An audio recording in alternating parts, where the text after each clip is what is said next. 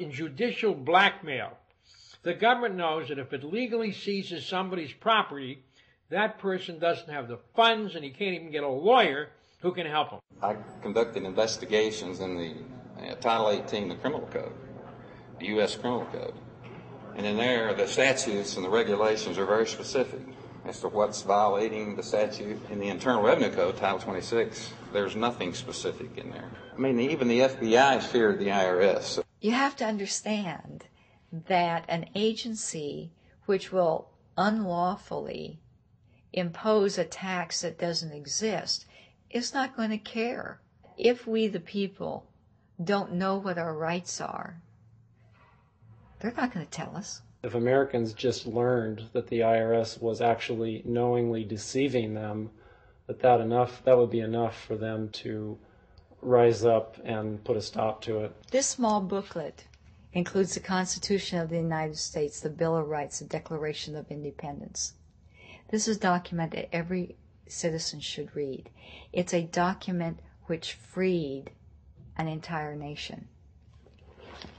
This is the Internal Revenue Code, and this document, and the unlawful application of this document by the Internal Revenue Service has enslaved the nation that this document attempted to free.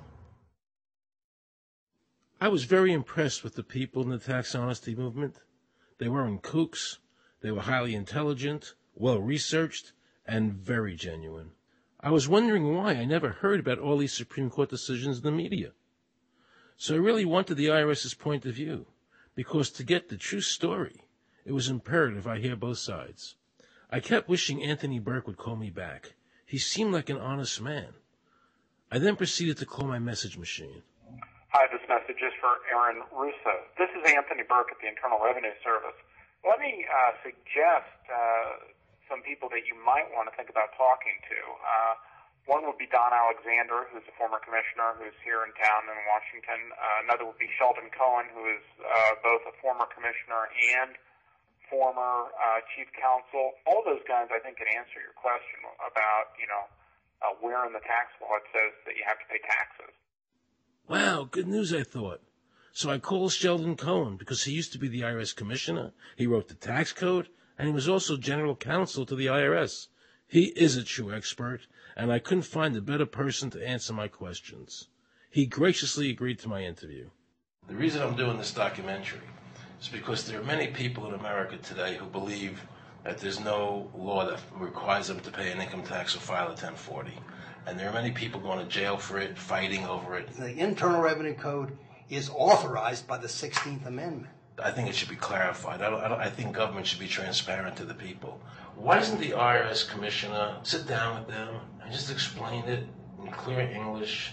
Why? I don't think they really care. I think they're just playing word games. You don't think they're sincere people? No, I don't think they're sincere people. What does voluntary compliance mean? And why does the IRS code say it's voluntary to comply, not mandatory? That's a word euphemism we use. We use voluntary compliance when we talk about traffic signals. Most people at 2 o'clock in the morning, do you stop at a red light? Yeah. Is there a cop there? Sometimes I don't. Well, I do, and most of us do. Right. But that's voluntary compliance. That was a complete perversion of logic. Traffic laws state that it is mandatory to stop at a red light. The IRS code says it's voluntary to comply. Mandatory and voluntary are the complete opposite of each other. Yet he wants us to believe that they mean the same thing.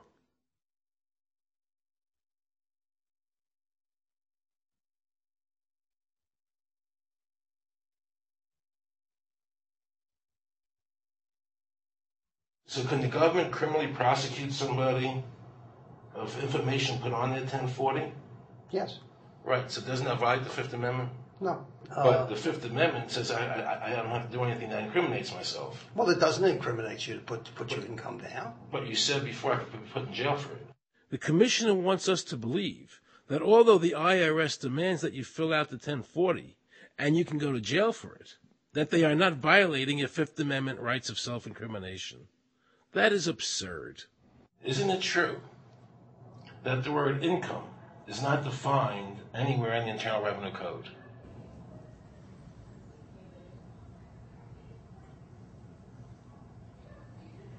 The law says that the government has a right to tax income from any source derived. So, but the word income is not defined in the code. It just says income without a definition That's right. of what income is. That's right. Correct? Yeah. But there are many different kinds of taxes. Well, how can an American citizen know what income is if the code doesn't define it? If they're paying an income Because tax... the courts have all defined it. Do you remember what constitutional attorney Edwin Vieira said? The definition of income in the Constitution was given in the Eisner versus Montgomery case, and it turns on gains or profits that are made from some activity. So the Supreme Court has ruled income is not wages, it's not labor, it's gain from corporate activity. I believe that a man's labor is his private property. That's your view, but it's not the law. The Supreme Court's even said your labor is your private property. When I go to work for somebody, it's a trade. It's an even exchange. I do some work, you give me some money.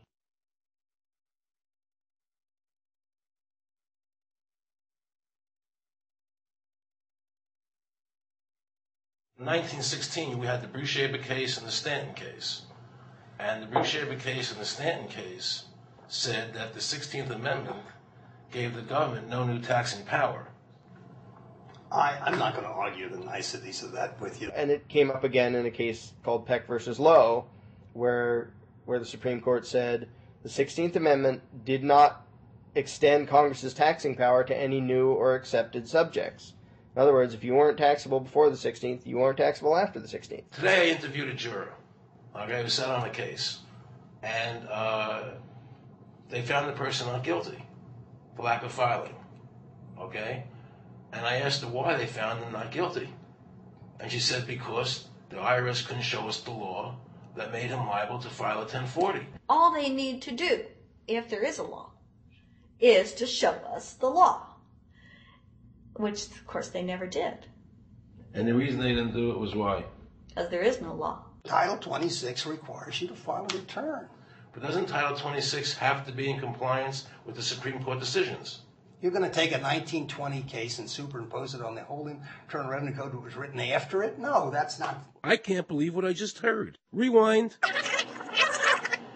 You're going to take a 1920 case and superimpose it on the whole Internal Revenue Code that was written after it? No, that's not. Remember he said earlier the Internal Revenue Code was authorized by the 16th Amendment? The Internal Revenue Code is authorized by the 16th Amendment. Remember, the Supreme Court said the 16th Amendment did not give the government any new taxing power. These decisions have never been overturned. Let's listen further. Can the lower courts overrule the Supreme Court? No. How are they putting people in jail today for not paying a tax on their labor when the Supreme Court said they don't have to? Doesn't the IRS code have to be in compliance with the Supreme Court? That's my question. This is a waste of time. Well, because whatever I say, you're not going to believe. He's right. I don't believe him. And neither should you. He wants us to believe we should obey the IRS code, which is being enforced in violation of the many Supreme Court decisions. If the Supreme Court made a decision... Thank you, Aaron. I think we're finished. I'm sorry, Mr. Cohen, you're doing that. Well, I'm sorry that you constantly re-argue the point. You're liable because the law says that you're liable, and the courts say the law says you're liable, and that's why you're liable. You see, he's talking about the lower courts, who are not in compliance with the Supreme Court, as they have to be. Doesn't the court have to be in compliance with the Supreme Court? The Supreme Court has so held. Where? You caught me unprepared. I'll come back. Well, I don't want to do that. But let me ask you a hypothetical question. No. You're making silly arguments here. Why is the Supreme Court decision a silly argument? Well, because it's inapplicable. That made my heart stop. He just said Supreme Court decisions do not apply to the IRS. That's the behavior you would expect from a totalitarian country, maybe China or Russia or Cuba. Not from America. They're just making up the law as they go along. Now I knew the tax honesty movement was right. The IRS thrives on intimidation and fear, not by law. It's no different than a criminal protection racket, using force to extract your money from you. Then the former IRS commissioner, now working at a prestigious Washington law firm, threatens me. Watch. Aaron, you understand Yiddish. Cornish to helfen. For those of you who don't understand Yiddish, that means nothing will help you. Now it all became clear. I understood why the IRS wouldn't go on camera and talk about where the law was. I understood why all the senators I called refused to be interviewed. There is no law. And now you know what our political leaders and the courts have known for decades and have tried to cover up. The United States Constitution strictly forbids a direct, unapportioned tax on the wages and salaries of American citizens. The United States Supreme Court has consistently ruled that the income tax is a tax on profits and gains, not on labor and wages. On behalf of the American people, I challenge the IRS to show me a statute that allows a direct, unapportioned tax on the wages and labor of the American people. And if I'm wrong, I will give my most humble apologies to the IRS. If the IRS is wrong, and there is no law, then every person who's been jailed should be let out of jail immediately, and any assets seized should be returned to their rightful owners. If this is a nation of laws and a free country, then the IRS should show the law to the American people. I felt an overwhelming need to understand why juries were finding innocent people guilty of not filing a tax return when there was no law requiring them to do so. So I went to talk to Marcy Brooks, a juror who used her common sense and did not allow the judge to railroad the jury into a guilty verdict.